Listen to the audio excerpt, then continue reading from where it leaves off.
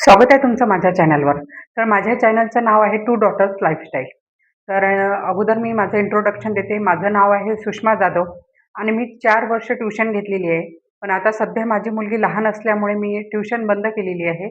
आता पुढं ती थोडी मोठी झाल्यावर नंतर चालू करेल. तर यामध्ये या अगोदरही माझं एक चॅनल होतं. ग्रामरचे मी व्हिडिओ टाकायचे त्याच्यावर.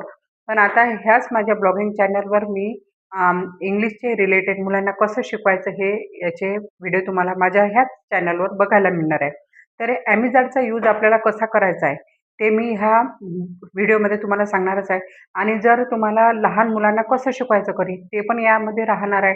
ज्या पालकांना काहीच येत नसेल इंग्लिशमधलं, पण हा ब्लॉग जर तुम्ही बघणार असणार, तर तुम्ही नक्कीच शेवटपर्यंत व्हिडिओ बघितला तर तुम्हाला सुद्धा तुम्हीच हेच प्रश्न तुमच्या समजा 1ली ते 4थी पर्यंतचे मुलं असेल, तर त्यांना तुम्ही हे प्रश्न नक्की हा व्हिडिओ बघितल्यावर तुम्ही त्यांना विचारू शकता, तुम्हाला शाळेत अशा प्रकारे शिकवलं आहे काय?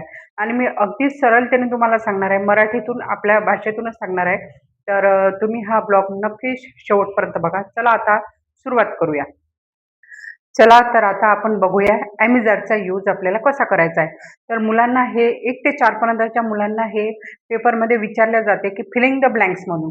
तर याचा मराठीत अर्थसुद्धा माहीत पाहिजे मुलांना. फक्त असं स्कूलमध्ये किंवा काही सांगितले जाते, की फक्त Amazon आय असलं तर ॲम लावा आणि आर कधी, इज कधी यूज करायचं एवढंच नाही, तर त्यांना मराठीसुद्धा नॉलेज असणं आवश्यक आहे पुढच्या दृष्टीनं. तर आता मी तुम्हाला सांगणार आहे. तर Amazon म्हणजे काय होते? त्या तिन्ही याचा अर्थ ते आहे. आता सिंपल प्रेझेंटमध्ये विचारते हे ते एवढं मुलांना सध्या त्यांना छोटे असतात 1 ते 4 पर्यंतचे, तर त्यांना एवढी माहिती नसते. तर एवढं सिंपल प्रेझेंट, कॉन्टिन्युअसमध्ये एवढं न सांगता त्यांना सुरुवातीला छोटे-छोटे सेंटेन्स आपल्याला सांगायचे आहे. तर त्यांना सब्जेक्ट माहीत पाहिजे, तर त्याच्यावरही एक मी ब्लॉग करणारच आहे. तर सुरुवातीला आपण हे पाहूया, की ॲम म्हणजे ह्या तिन्हीचा अर्थ आहे. तर आपल्याला ॲमचा यूज कधी करायचा आहे? आय असन. जेव्हा पण मी असणार, स्वतःचा आपल्याला जेव्हा यूज होते, आय दिसला तुम्हाला तर मुलांना सांगायचं आहे, की आयच्या समोर तुम्हाला ॲमचा यूज करायचा आहे. जसं एखादं सेंटेन्स आय एम हॅपी अशा प्रकारे सेंटेन्स करायचा आहे. जेव्हा ॲम असेल, तेव्हा कधी यूज करायचा आहे ॲमचा? जेव्हा सब्जेक्ट, सब्जेक्ट म्हणजे काय होते मराठी त्याला कर्ता म्हणतात. तर आय असेल सब्जेक्ट, तेव्हा आपल्याला ॲमचाच यूज करायचा आहे. असं ज्यांना माहीत नाहीये पालकांना ते सुद्धा मुलांना सांगू शकतात. आय दिसला तुम्हाला तेव्हा ॲमचा यूज करायचा आहे. आणि इजचा यूज कधी करायचा आहे? जेव्हाही काय असेल थर्ड पर्सन सिंग्युलर सब्जेक्ट म्हणतात, पण एवढं मुलांना सांगायची गरज नाही. तर आपण तुम्हाला मराठीत सांगायचं आहे. जेव्हाही सिंग्युलर असेल म्हणजे काय एकच असेल, ही म्हणजे काय होते मुलासाठी यूज होते, शी म्हणजे मुलीसाठी यूज होते आणि इट हे मुलांना इटचा यूज सांगायचा आहे. बऱ्याच जणांना माहिती सुद्धा नसते मुलांना इट म्हणजे काय, कशासाठी. जेव्हा इट हा कशासाठी यूज होते, एखादे एकच असेल ते वस्तू किंवा प्राणी असेल, ते पण एकच असेल, अशा वेळेस कशाचा यूज होते इट. तर ही असेल, शी असेल म्हणजे मुलगा असेल, मुलगी असेल म्हणजे तो असेल, ती असेल असं आलं तर आपल्याला इटचा यूज करायचा आहे. आणि इट म्हणजे एखादे वस्तू असेल, जसं मोबाईल असेल, कोणतीही वस्तू आपण धरू शकतो. आणि प्राणी पण कोणतेही पण कॅट असेल, डॉग असेल, तेव्हा पण आपल्याला इजचा यूज करायचा आहे. हे मुलांना स्पष्ट तुम्हाला सांगायचं आहे. पालकांनी सुद्धा आणि जे ट्युशन घेत असेल त्यांनी सुद्धा असं बेसिक नॉलेज मुलांना देणं आवश्यक आहे.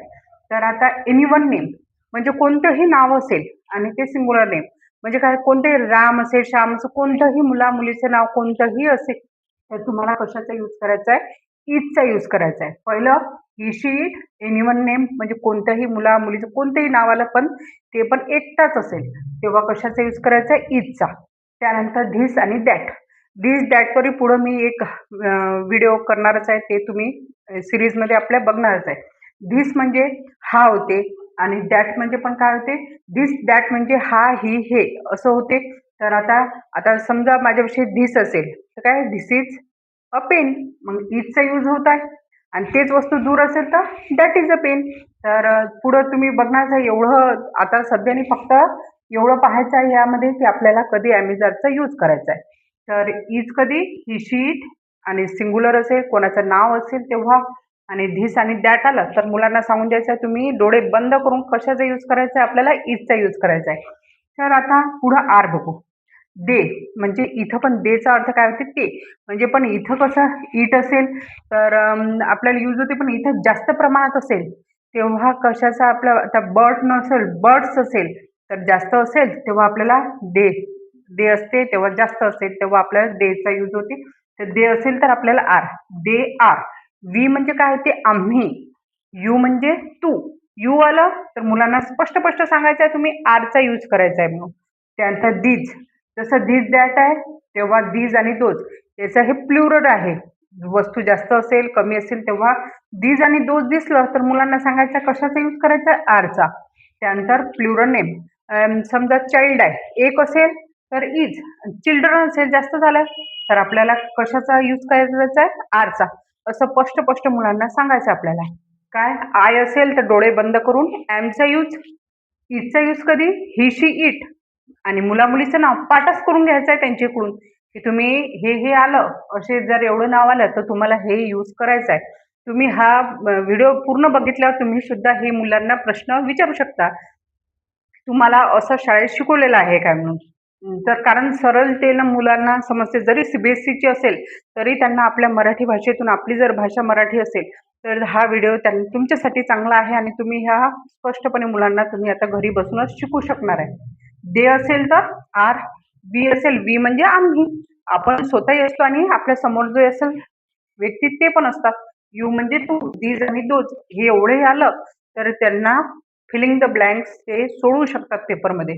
तर आता पुढं आपण एक्झाम्पल म्हणून 2-3 सेंटेन्स बघूया. शी आता तुम्हीच नंतर याच्यात मला ह्या कमेंट्समध्ये सेंटेन्स करून पाठवायचे आहे. ज्यांनाही समजलं असेल त्यांनी.